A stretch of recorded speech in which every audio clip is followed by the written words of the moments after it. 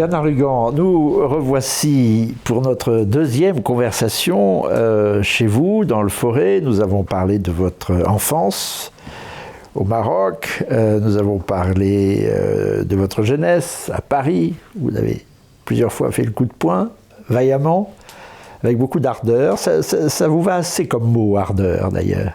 Et c'est aussi pas sans ardeur que vous êtes lancé dans ce qui, je crois, est une passion, l'Afrique, dont j'aimerais que nous parlions pour cette deuxième conversation. J'utilise passion. Est-ce que c'est tout à fait ça, une passion pour l'Afrique? Parce que vous avez vraiment foncé dans le sujet. Vous êtes l'auteur, je crois, de la meilleure, une des rares histoires de l'Afrique. C'est un énorme travail. Très très beau livre. Quand on y est, on est vraiment dans un monde qui est le vôtre et qui est l'Afrique.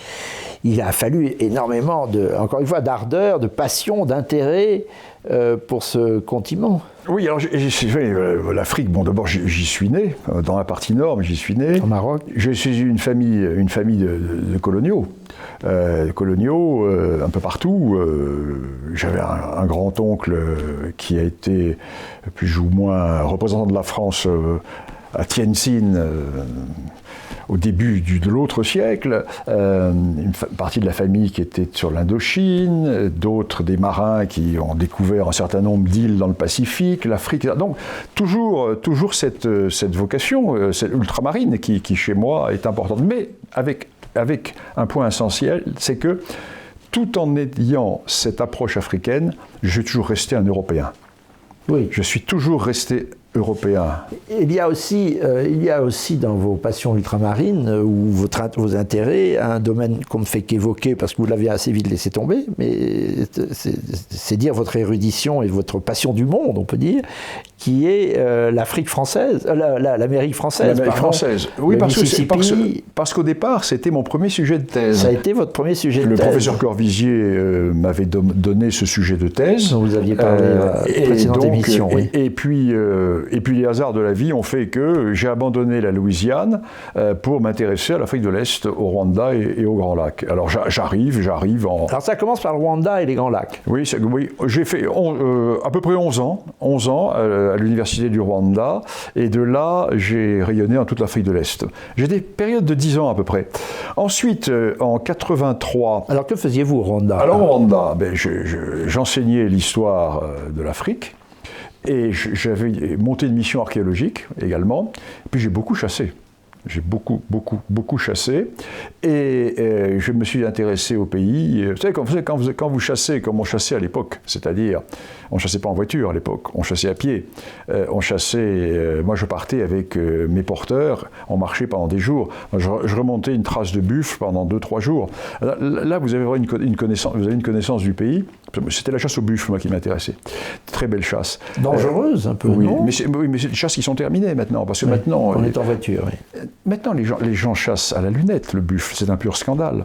C'est un pur scandale. C'est-à-dire que le buffle, qui est un magnifique animal d'approche, et qui est un animal qui mérite le contact, moi, je n'ai jamais tiré un buffle à plus de 30 mètres. C'est mes tirs les plus lointains. Et si vous le ratez, il charge? Oui, mais c'est fabuleux. Une charge de buffle, là, vous avez de l'adrénaline. Maintenant, c'est terminé. Les gens arrivent pour chasser, ils chassent en voiture, à la lunette. Donc, même quand ils chassent à pied, à la lunette, c'est plus la même chasse. Il reste encore quelques très belles zones de chasse. Mais si vous voulez, ces chasses commerciales, c'est pas du tout ce que je pratique. Bon. Mais fermons la parenthèse. Vous aimez les animaux, au fait? J'ai l'impression que vous aimez beaucoup les animaux. Beaucoup. Moi, je suis entouré d'animaux, mais les chasseurs sont des amoureux des animaux. Les vrais écologistes, ce sont les chasseurs. C'est bien entendu, parce que nous savons que la vie est tragique. La vie est tragique, et nous qui sommes chasseurs, nous voyons que la vie est tragique. La vie est mort. La vie est mort. Et le chasseur le comprend, l'écologiste ne le comprend pas, ça. Parce qu'il y a une vision ouatée. Il ne sait pas ce que c'est que la mort, de toute façon. Mais je ne sais pas ce que c'est, parce que Bambi est gentil. Ah bon, c'est pas bien que le renard mange le lapin. Bon, mais c'est dans la nature du renard de manger le lapin. Et c'est ainsi qu'est la vie. Et donc ceci est important.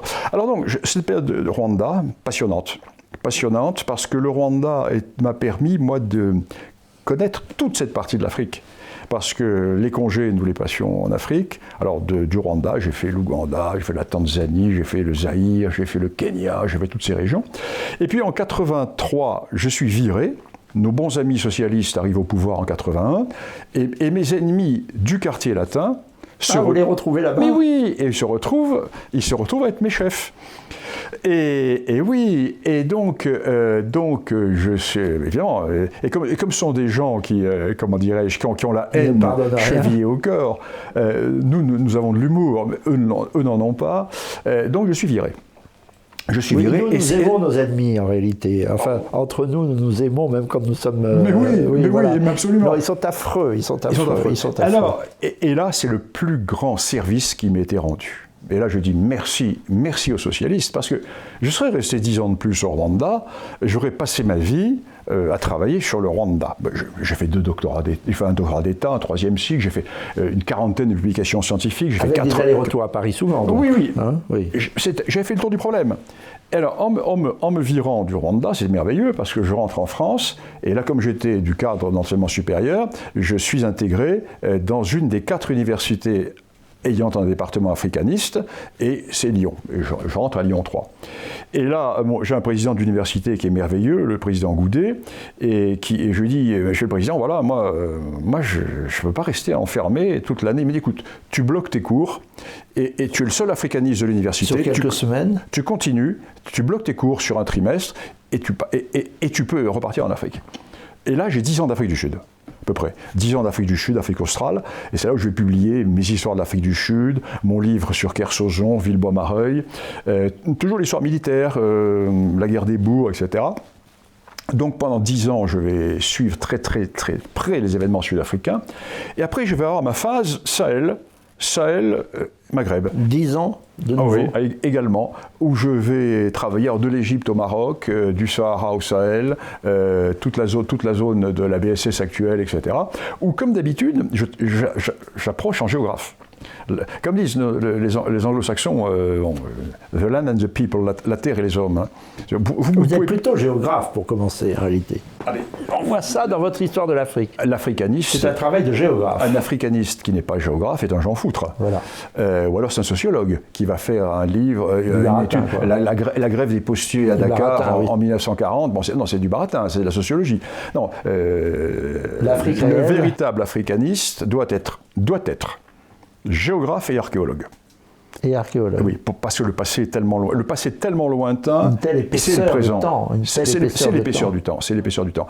C'est ça qui vous attire beaucoup vers l'Afrique, c'est que c'est à la fois une géographie et une immense histoire. Oui, et une immense histoire. C'est une immense histoire, et puis c'était surtout, à l'époque où je suis arrivé, c'était encore des grands espaces de liberté, ce qui n'est plus le cas aujourd'hui. L'urbanisation a tué l'Afrique que j'aimais. Si vous voulez, quand vous voyez des villes comme Kinshasa, des villes comme Abidjan, des villes comme Dakar, quand vous allez au quartier, certains quartiers de Paris, c'est la même chose. Hein, pas besoin d'aller en Afrique pour voir ça. Non, la belle Afrique, qui était l'Afrique, est en train de mourir dans la BSS avec la guerre de la BSS, avec le terrorisme. On voit les regroupements de population qui se font de manière artificielle, etc. Donc vraiment, vous dites la BSS, la bande sahélo-saharienne, la BSS, la bande sahélo-saharienne. Je n'ai pas tout à fait compris. Je doute que les lecteurs et les auditeurs y compris aussi. Oui, c'est un peu ma déformation, comme je travaille beaucoup avec les militaires, on parle de la BSS, c'est souvent...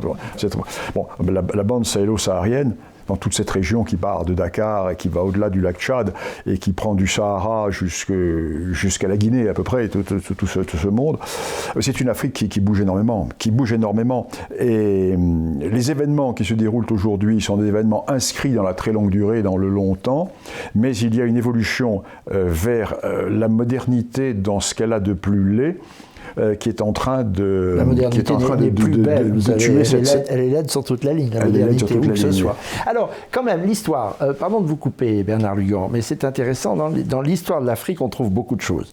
Je voudrais qu'on passe quelques minutes sur la question, une des questions à laquelle vous avez consacré de nombreux travaux très précieux, c'est-à-dire la question de l'esclavage, du servage, de la traite, des traites. C'est l'objet de votre dernier livre, du reste, que j'aimerais que beaucoup de nos spectateurs ou auditeurs lisent. Mais il y a aussi un ensemble de faits de civilisation, de mythes, d'originalité très profonde. C'est vraiment un autre monde. On voit que les civilisations ne sont pas mélangeables, enfin elles ne sont pas réductibles les unes aux autres.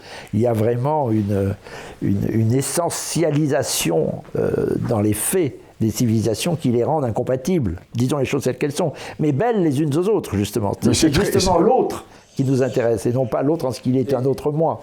Et ce que vous dites résume parfaitement la situation actuelle dans toute cette bande sahélo-saharienne. Oui. Parce que vous avez le contact, vous avez une sorte de rift géographique et racial qui sépare deux mondes. Le monde des nomades du désert et le monde des sédentaires du fleuve.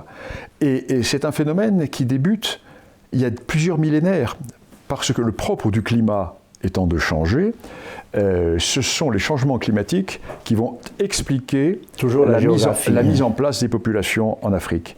Et la barrière actuelle et la ligne de fracture que nous observons aujourd'hui et sur laquelle est venu se greffer le djihadisme, qui n'est que la surinfection d'une plaie ethnique traditionnelle, très ancienne, se manifeste autour de ces deux ensembles de populations.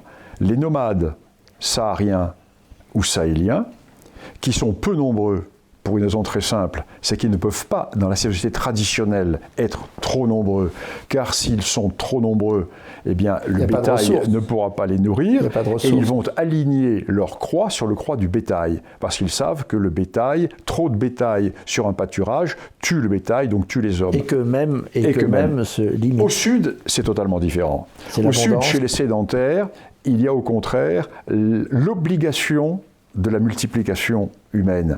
Parce que plus on a de bras et plus on peut défricher, et plus on a de bras et plus on peut se défendre précisément contre les nomades qui viennent pour voler vos récoltes. Et pour cultiver, etc. Donc, si vous voulez, vous avez deux civilisations totalement différentes. Et notre modernité, avec notre philosophie démocratique et individualiste, a tout perturbé. Alors, restons un peu dans l'histoire, parce que il y a des choses très surprenantes tout de même quand on lit votre histoire de l'Afrique, une altérité extraordinaire, une différence on a l'impression d'humanité fragmentée, c'est-à-dire que ce n'est pas la même humanité du tout. L'histoire de l'Afrique, par exemple, nous choque le tribalisme, l'anthropophagie. Mais là, c'est terminé, là. Oui, non, c'est pour ça que je vous parle de l'histoire. Mais il y a tout un autre monde qui... alors, vous disiez précédemment que vous n'étiez pas un intellectuel, mais l'esprit est attiré par ce qui est très différent de soi. Mais ce n'est pas tellement un autre monde. Moi, j'ai une approche ethno-différentialiste. Oui, c'est ce que je voulais dire. Totalement ethno-différentialiste, à la différence de l'idéologie actuelle, qui est une idéologie universaliste. C'est ça. Donc le problème n'est pas là. Le problème est que nous sommes en présence en Afrique, dans les Afriques, parce qu'il faut parler des Afriques et pas de l'Afrique, de sociétés qui sont communautaires, dans lesquelles l'individu n'existe pas. Alors que toute notre philosophie reposant sur le contrat social est une philosophie qui repose sur l'individu. Donc, il y a un télescopage qui est absolument impossible de faire fusionner entre notre conception individualiste. C'est absolument. C'est ça. Et d'où la différence entre la colonisation anglaise et la colonisation française. Parce que nous avons voulu assimiler, nous avons voulu éduquer, partant du principe que nous avions reçu les tables de la loi démocratique avec la Révolution française, avec l'esprit des Lumières, etc., et que la France était suffisamment généreuse pour les faire partager au monde. Donc nous avions une vision messianique laïque, pas les Britanniques. Les Britanniques sont partis aux Afriques par pur impérialisme. Ils sont partis sans état d'âme et ils ont quitté sans état d'âme. Ils ont laissé des habitudes, et nous avons laissé des certitudes. Et ça, c'est très grave. Parce que nous avons laissé des philosophies politiques et nous avons laissé un système qui est un système totalement étranger aux mentalités profondes de l'Afrique. Et chaque fois qu'il y a une crise africaine, que proposent les responsables français? des élections. Or, les élections en Afrique, ce sont des sondages ethniques grandeur nature. C'est l'ethnomathématique électorale. Donc ça ne fait que... C'est la démographie ethnique. Et ça ne fait que repousser le problème. Mais bien entendu. Avec en plus l'essor démographique. Donc, si vous voulez, la situation est une situation qui n'est pas soluble. Je ne vois pas comment l'on peut, à l'heure actuelle, proposer des solutions pour l'Afrique. La meilleure solution, ce serait ce que disaient les médecins, la phrase latine, primum non nocere. D'abord que le médicament ne se fasse pas plus de mal que la... C'est pas du tout ce que nous avons fait. C'est pas du tout ce que nous avons fait. Regardez. Qu'on leur foute la paix, ça veut dire ça aussi. La catastrophe de l'intervention en Libye. Faite par Sarkozy. Regardez ces interventions complètement démentielles qui sont faites chaque fois au nom de la démocratie, au nom des droits de l'homme, au nom du vivre ensemble. Parce que, voyez-vous, on nous dit les frontières héritées de la colonisation ont traumatisé l'Afrique. Non, parce qu'un bon divorce est moins pénible à supporter qu'une mauvaise cohabitation. Quand vous êtes obligé, qui n'en finit plus. Certes, la colonisation, par ses frontières artificielles, a coupé des ethnies. Mais c'était bien moins grave que d'avoir obligé à vivre dans le même état les anciens prédateurs et les anciennes victimes. En mettant la poule et le renard dans la même cage. C'est cela. Mais c'est ce qui se passe au Tchad, c'est ce qui s'est passé au Mali, c'est ce qui se passe au Niger.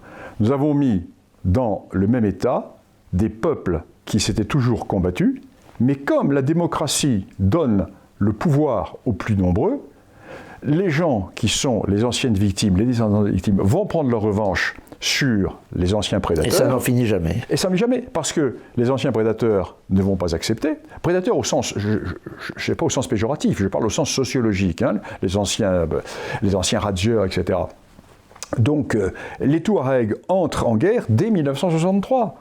Les Toubous entrent en guerre dès 1964. Je vous arrête parce que j'approchais tout à l'heure d'un grand sujet et je pensais que nous allions y plonger, mais vous divergez. Ce sont les traites. Faut-il redire, mais je crois qu'il faut le redire sans cesse, que la première des traites est une traite intra-africaine. Il y a trois traites. C'est ça. Alors, je vous en prie, exposez ce cadre général et je voudrais que nous reparlions de la première, la plus longue, la plus importante, qui n'a peut-être pas de fin, c'est la traite intra-africaine. Oui, la traite intra-africaine qui avait des formes totalement différentes en fonction des régions, qui n'était pas une traite, qui était une traite exterminatrice, comme va l'être la traite arabo-musulmane. Mais commerciale, en fait. Et c'était une traite de travail, surtout. Par exemple, dans certaines populations de la zone forestière de l'Afrique de l'Ouest, certains peuples allaient en capturer d'autres pour pouvoir ramasser la noix de cola. Traite africaine entre populations africaines. Ensuite, alors, très répandue, large échelle. On ne connaît pas les chiffres, évidemment, parce que c'est très ancien. C'est impossible. Bon, vous avez, quand les Zoulous vont conquérir les peuples voisins et qui vont les réduire en esclavage. Alors, c'est les hommes valides. Voilà, et les femmes. Ça dépend. Soit les hommes valides, soit on tue les hommes, on garde les femmes. Enfin, il y a des formes totalement diverses qui sont extrêmement complexes, ces traites africaines. Puis vous avez les captifs de case, etc. C'est très différent. Traites peu connues, très peu connues, relativement peu étudiées. Alors il y a deux autres traites qui, elles, sont bien connues, bien étudiées. La traite arabo-musulmane, qui, elle, débute... Bien étudiée, mais peu connue. Oui. Je vous coupe, pardon. Vous avez raison. Elle n'est pas connue. Parlons-en justement, parce que vous la connaissez bien. Elle n'est pas connue du grand public. Elle n'est pas connue du grand public, mais elle est connue des universitaires. Et malheureusement, le problème, c'est qu'en France, le passage de la recherche universitaire dans le domaine de la vulgarisation est très difficile. Il y a un tamis idéologique. Hein. Ah oui, il y a un tamis. Alors parlez-nous de la traite arabo-musulmane. La traite arabo-musulmane qui va débuter avec le début de l'islamisation et qui va être terminée avec la colonisation. C'est la colonisation qui va mettre un terme à cette traite arabo-musulmane. Il faut le répéter, c'est la colonisation qui met un terme à l'esclavage. La colonisation libératrice, il faut bien le dire. Et la colonisation qui, dans certaines régions, va se faire au nom de la lutte contre l'esclavage. Et en Afrique de l'Est notamment... Expressément. Et oui, et la croisade anti-esclavagiste qui va être menée par les Belges au Congo contre les arabo-musulmans de Zanzibar va être une traite contre l'esclavage, contre les esclavagistes, et qui va être soutenue par les missions chrétiennes, etc.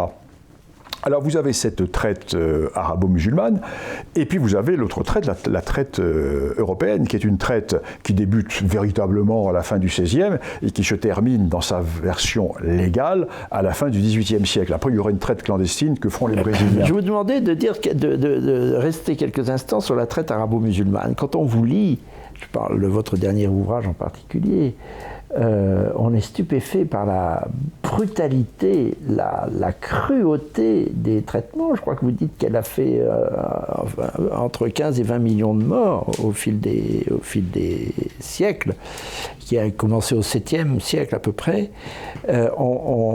Par exemple, les eunuques, le sort des eunuques est terrible. Sur 100 jeunes noirs, il en survit un ou deux. Il en survit un ou deux sur 100. Et tous les autres, après avoir été émasculés, tombent malades ou on leur fait subir des infections, etc. Et il y a des régions à envisager, enfin, et il y a des régions d'Afrique qui sont spécialisées, notamment le Bornou, dans la région du lac Tchad, qui était spécialisé dans le traitement des eunuques. Et les eunuques qui valaient très très cher dans le... Parce que très peu survivaient. Et ceux qui avaient cautérisé, enfin, en somme, devenaient chers. La cautérisation, oui. Non, cette traite est une traite qui est bien connue parce qu'elle a été décrite par les premiers voyageurs, les premiers explorateurs. Nous avons les descriptions de Livingstone qui sont terribles. Nous avons toutes les descriptions des voyageurs, des missionnaires, etc. Nous la connaissons fort bien. Et puis la troisième traite, qui est la traite donc européenne, qui va se terminer, comme je vous l'ai dit, fin 18e. Alors ce qui est intéressant, c'est de dire que toutes les civilisations ont pratiqué l'esclavage, toutes. Mais il n'y en a qu'une qui l'a abolie, c'est la nôtre. C'est la nôtre, oui, au 8e siècle, je crois.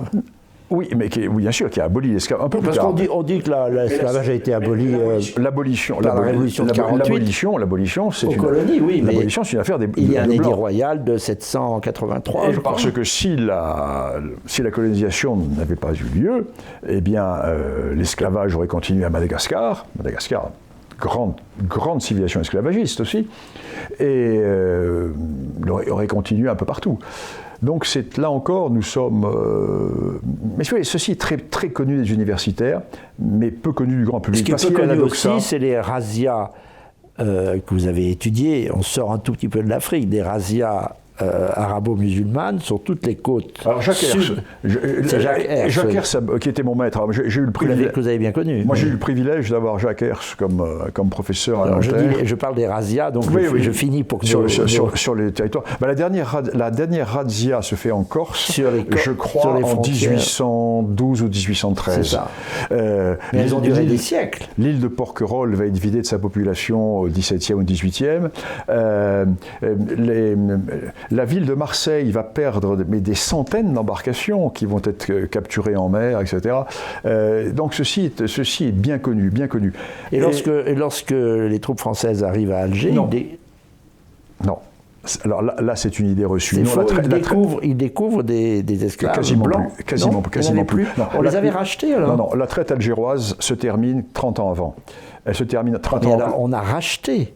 Oui, mais on va trouver dans les geôles quelques individus, mais la traite, c'est parfaitement étudié. Mais les collègues algériens ont bien travaillé sur la question de la traite. Ils sont intéressés, je veux dire. La traite se termine à Tripoli en 1805-1810, à la suite de l'intervention américaine. La première guerre que les Américains vont mener à l'étranger, c'est la guerre de Tripoli contre les esclavagistes. La traite marocaine se termine au siècle d'avant. Et la traite algéroise, se termine dans les années 1810. C'était une grande préoccupation des armées de Louis XIV. Alors là, on remonte un petit peu dans le temps. Et alors, le problème... J'ignorais, avant de vous lire, à quel point le roi Louis XIV, qui a essayé d'entretenir de bons rapports de part et d'autre des rives de la Méditerranée, avait malgré tout eu affaire à très nombreuses reprises avec les nids de pirates qui capturaient les corsaires qui capturaient des femmes blanches en particulier. Tout à fait. Et alors, à l'époque de Louis XIV, le gros problème, c'est que la marine française étant prise par ces guerres, par ces guerres maritimes internationales et ne va pas pouvoir assurer la défense des convois. Ce qui fait que pendant des années, la navigation ne sera plus possible à Marseille.